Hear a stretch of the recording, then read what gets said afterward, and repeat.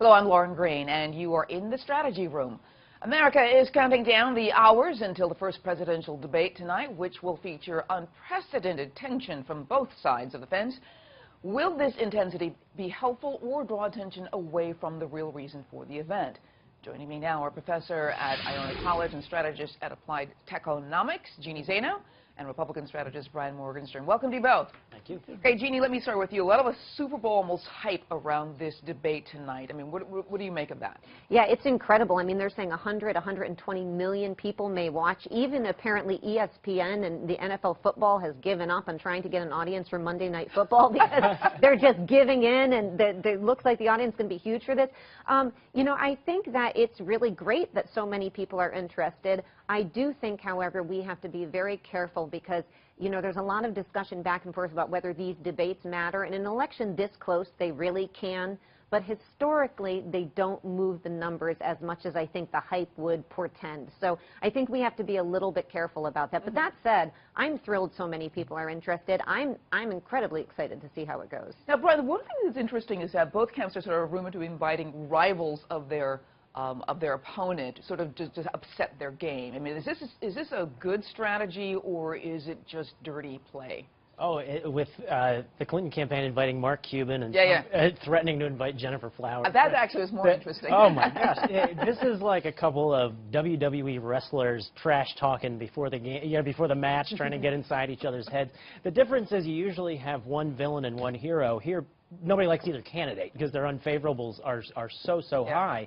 But that's just what they're doing. They're trying to throw each other, off their game, get in their heads. The challenges remain the same for both. For Hillary to connect on a personal level with voters, for Trump to show people that he's not a gamble. It's not, voting for him is not like rolling the dice with our national security. So the challenges remain. The attacks will be flying in both directions, I have no doubt, which adds to the entertainment value, which is why 100 million people are going to watch this, because whether you are enthused about one of the candidates or whether you view this as a car accident you don't want to miss, everybody's going to watch either way. Wow. It's very interesting, though, because one of the things that is apparent about debates is that a lot of it's perception. I mean, you go back to the Nixon-Kennedy debate, and it's about, him sweating and Kennedy looking really cool.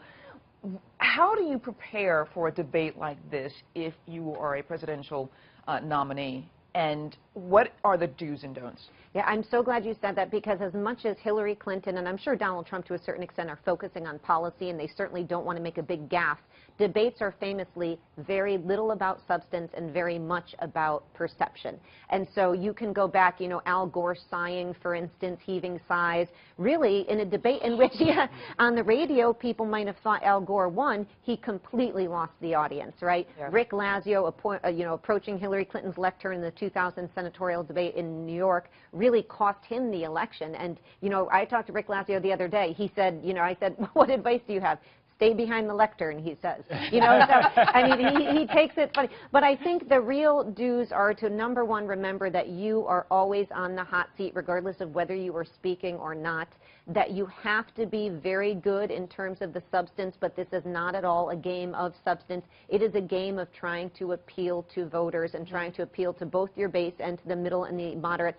It's also not so much about making these quips, which we hear so famously about, but it is about making sure you are in the moment so that you do catch on when your opponent makes a mistake and you are in touch with the moderator. It's a very complicated thing to do. And, Hillary Clinton does it very well. We've seen that. But Donald Trump is a very good debater. He hasn't had one-on-ones, and he hasn't had a debate with a woman, which I think is a big difference, but one-on-one. But he has done very well in the debate so far. So I think they're going to be formidable opponents. Brian, I think, Jeannie said it before, is that the dial doesn't move very much after a debate. But Donald Trump has this momentum, because a month ago he was really behind in the polls. Now he seems to be inching closer.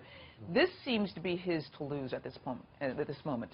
Well, in terms of the momentum, it's because he has reined himself in and allowed the negative coverage of Hillary Clinton to do its job, as opposed to stealing back the election cycle by virtue of some controversy.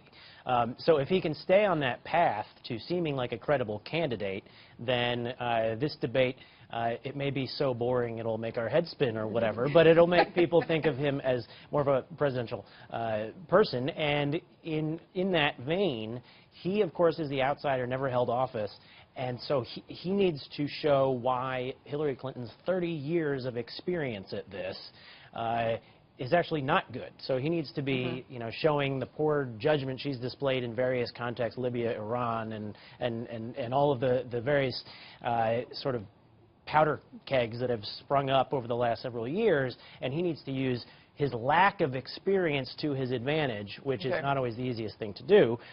She needs to, again, just keep showing how risky Donald Trump is and try to get him off his game. All right. I want to thank you so much, Jeannie and Brian, for being here. Thank you. And for complete coverage of the 2016 election, go to foxnews.com. I'm Lauren Green, and thanks for watching.